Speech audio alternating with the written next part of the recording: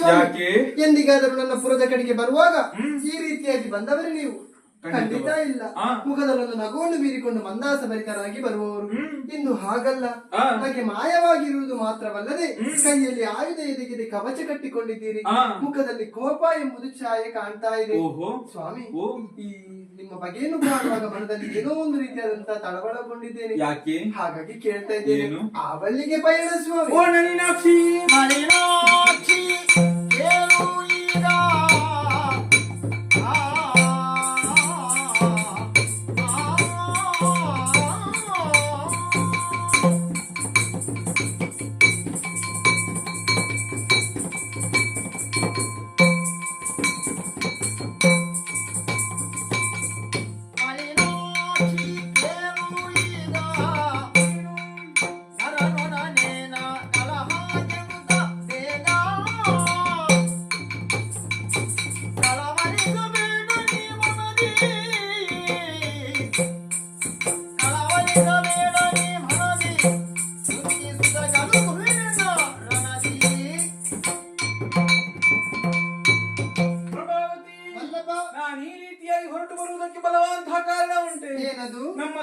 ಪುರಕ್ಕೆ ಅಶ್ವಮೇಧ ತುರ ಒಂದು ಬಂದಿದೆ.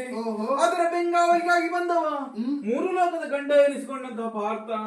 ಆತನೊಡನೆ ಯುದ್ಧಕ್ಕಾಗಿ ಹೊರಟಿದ್ದವ ನಾನು. ಕಳುಹಿಸಿಕೊಡಿ. ಆ ಪಾರ್ಥನನ್ನು ಗೆಲ್ಲುವಂತಹ ಸಕಲ ಸಾಮರ್ಥ್ಯ ನಿಮ್ಮಲ್ಲಿದೆ ಎಂದು ಅರ್ಥ ಮಾಡಿಕೊಂಡಿದ್ದೇನೆ ಸ್ವಾಮಿ. ಆದರೆ ಮನದ ಭಯ ಏನು ಬಲ್ಲಿರ? ಏನು? ಪಾರ್ಥನ ಆಪ್ತ ಮಿತ್ರನಾದಂತಹ ಶ್ರೀಕೃಷ್ಣ ಬಂದರೇನು ಮಾಡುವಿ? ಮೂಗನ್ನು ಎಳೆದರೆ ಮುಖವೇ ಬರುವ ಹಾಗೆ. ಪಾರ್ಥನನ್ನು ಕೆಣಕಿದರೆ ಶ್ರೀಕೃಷ್ಣ ಎಲ್ಲಿದ್ದರೂ ಬರಲೇಬೇಕು. ನಮಗೂ ಬೇಕಾದಲ್ವೇನೆ? ಹೌದು. ಪುರದ ಜನರಿಗೆ ಶ್ರೀಕೃಷ್ಣ ದರ್ಶನವಾಗಬೇಕು ಎನ್ನುವ ಹಾಗೆ. ಅಷ್ಟಕ್ಕೂ ಇದು ದ್ವೇಷದ ಸಮರವಲ್ಲ, ಭಕ್ತಿಯ ಸಮರ.